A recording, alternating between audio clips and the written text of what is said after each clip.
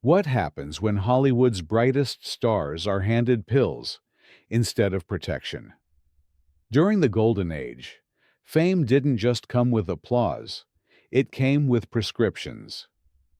Studios managed talent chemically, turning pain, pressure, and exhaustion into addiction. Some careers didn't fade, they collapsed. Stay with us, because one of these stories reveals how Hollywood learned to hide destruction in plain sight. Wallace Reid. In the early 1920s, Wallace Reid was one of Hollywood's brightest stars. Handsome, athletic, and immensely popular, he embodied the clean-cut image studios wanted audiences to admire.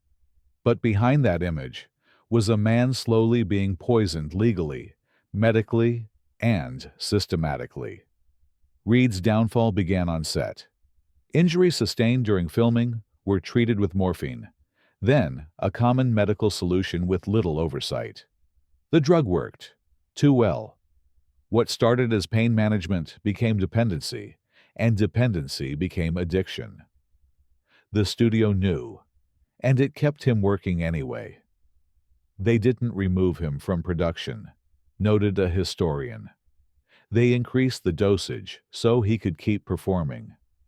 As Reid's addiction worsened, his physical appearance deteriorated. Weight loss, exhaustion, erratic behavior. Yet publicity departments worked overtime to maintain the illusion. Fans saw a star. Behind the scenes, colleagues saw a man unraveling. By the time Reid entered rehabilitation, the damage was irreversible. Years of morphine use had destroyed his health. He died in 1923 at just 31 years old.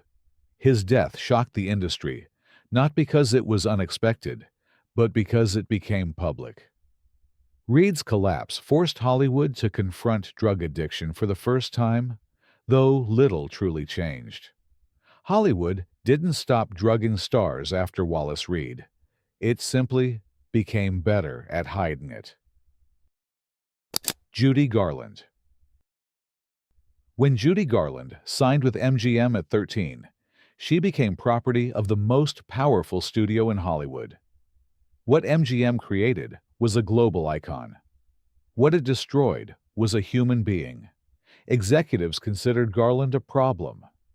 Not her talent, her body. Diet pills were introduced early, amphetamines to suppress appetite, barbiturates to force sleep. This chemical cycle became her normal before she reached adulthood.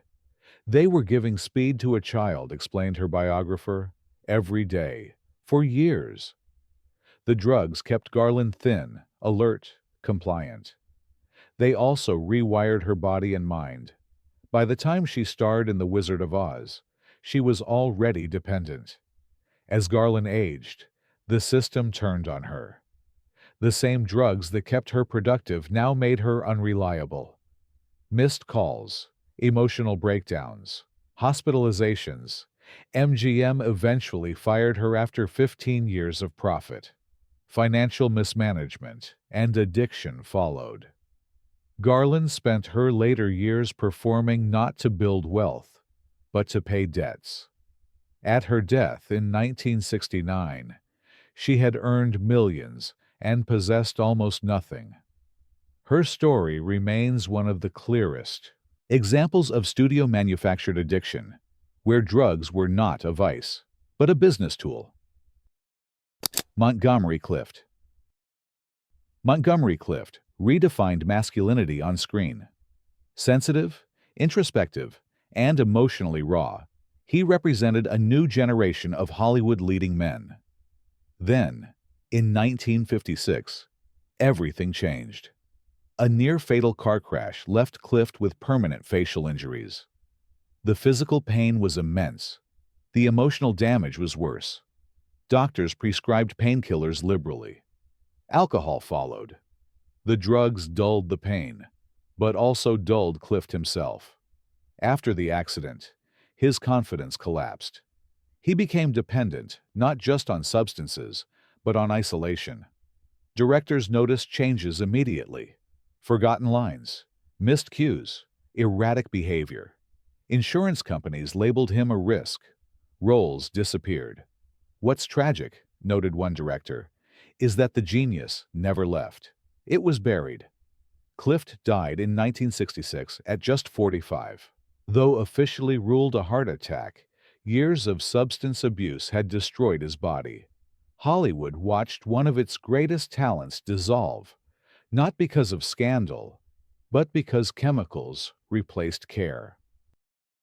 Frances Farmer. Frances Farmer was not destroyed because she lacked talent. She was destroyed because she refused obedience.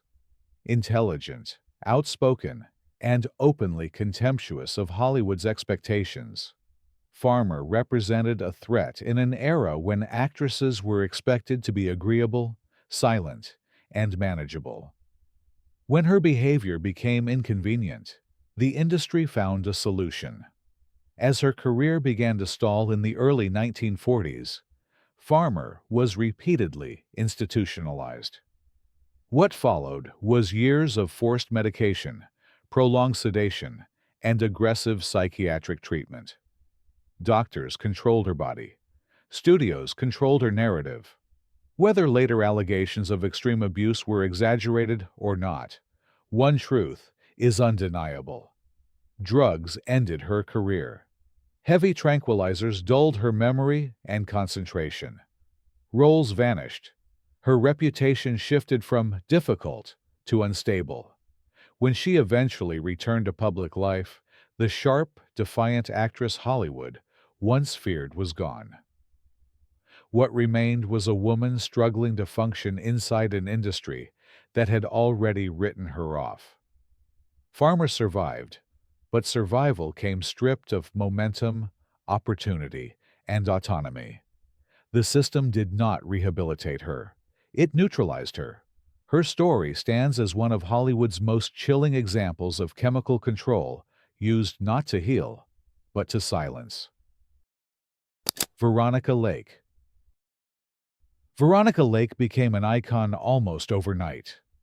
Her distinctive hairstyle and cool, distant presence made her one of the most recognizable actresses of the 1940s.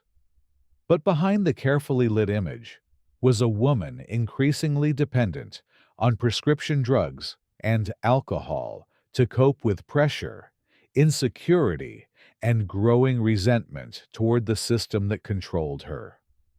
As her addiction worsened, Lake's behavior became erratic. She clashed with directors, arrived late, and alienated colleagues. Studios labeled her unreliable, a death sentence in the rigid studio era. Once that label stuck, it became impossible to remove. By the early 1950s, roles dried up. Her fame lingered, but opportunities vanished. Addiction magnified every flaw Hollywood once tolerated. By the 1960s, the actress who once dominated screens was working anonymously as a barmaid, her identity unknown to most customers. Hollywood offered no intervention, no rehabilitation, no path back. Lake was quietly replaced by younger, easier stars. Her decline was not dramatic, it was indifferent. She didn't fall from grace. She was erased. Veronica Lake's story is a reminder that Hollywood's love is conditional, and addiction turns that condition into a deadline. Barbara Payton. Barbara Payton's collapse unfolded in public, making it all the more unforgiving. Once considered a promising leading lady, Payton became trapped in a cycle of prescription pills, alcohol, and emotional instability that the press eagerly documented in brutal detail. Her personal relationships became headlines. Her addiction fed volatility, which fed scandal, which fed professional exile. Studios didn't attempt to help her, they distanced themselves. Casting offers disappeared. Insurance concerns followed. Within a few years, her career was effectively over. Unlike some fallen stars whose decline happened quietly, Payton's downfall became entertainment. Newspapers chronicled her every misstep, turning addiction into spectacle. That public exposure accelerated her isolation and deepened her dependency. By her late 30s, Payton was homeless, physically ill, and forgotten by the industry that once promoted her. She died in 1967 at just 39 years old, with little money and no comeback in sight. Hollywood did not mourn her. It had already moved on. Payton's life demonstrates how quickly addiction can turn promise into pariah, and how merciless the industry can be once scandal becomes more profitable than talent. Tallulah Bankhead. Tallulah Bankhead was never subtle. Her talent was enormous. So was her appetite for excess. Cocaine and prescription drugs were not rumors in her life, they were openly acknowledged, almost celebrated. For a time, her brilliance compensated for the chaos.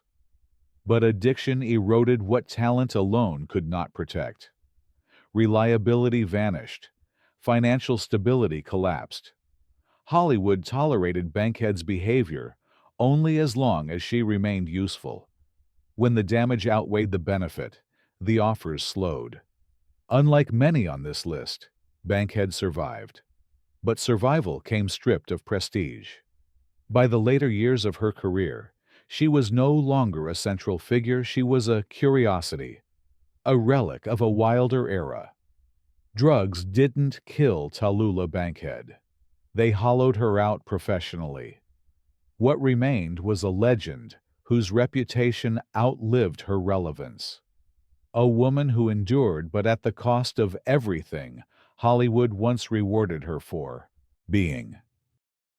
Lupe Velez. Lupe Velez lived under constant scrutiny. As one of Hollywood's earliest Latina stars, she was both celebrated and caricatured. Emotional intensity that might have been excused in others was weaponized against her. When her personal life unraveled, sleeping pills ended her story, but the press ensured her death became a spectacle. Reports sensationalized her final moments, often distorting facts to reinforce cruel stereotypes. The truth was simpler and sadder. Velez was isolated, desperate, and overwhelmed by scandal in an industry that offered no protection once an image cracked. Drugs were the mechanism. Cruelty was the environment. Hollywood did not defend her. It consumed the tragedy for headlines and moved on. Velez's talent, ambition, and pioneering status were buried beneath lurid myth-making that followed her into history. Her destruction was not just chemical, it was cultural, and it remains one of the most unforgiving examples of how Hollywood treated those it deemed disposable. Jean Eagles. Jean Eagles was one of the most respected stage actresses of her generation, a performer whose emotional power translated effortlessly to early sound film. But behind the acclaim was a growing heroin addiction that Hollywood chose to ignore until it could no longer be hidden. By the late 1920s, Eagles' dependency was severe. Her behavior became unpredictable. Production schedules suffered.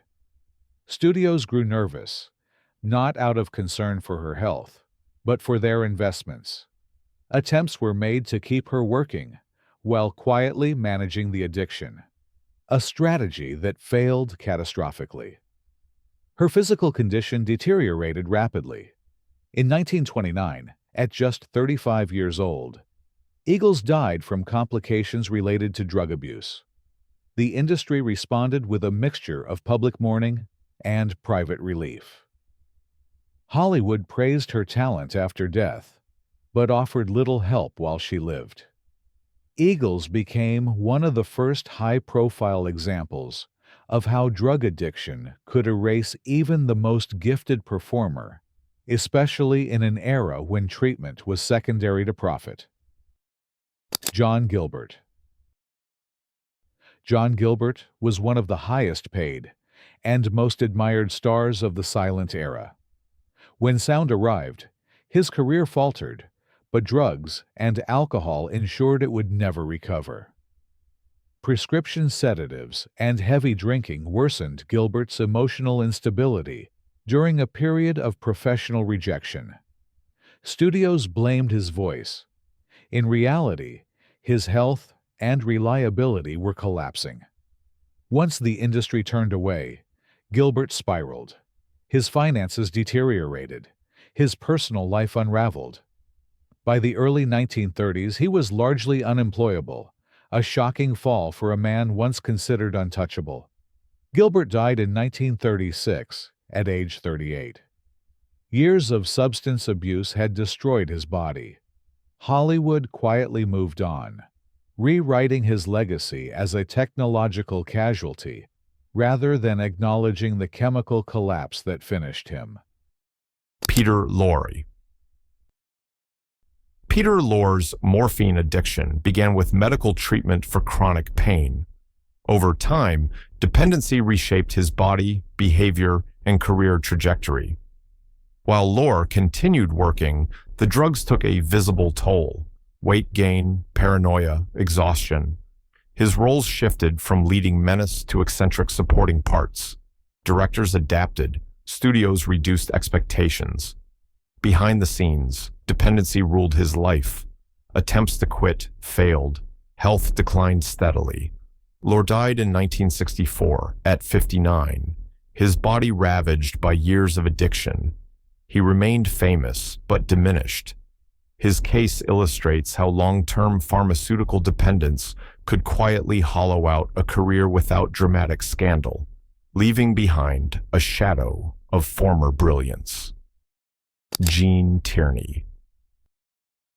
Gene Tierney was one of the most luminous stars of 1940s Hollywood, admired for her elegance, intelligence, and emotional restraint.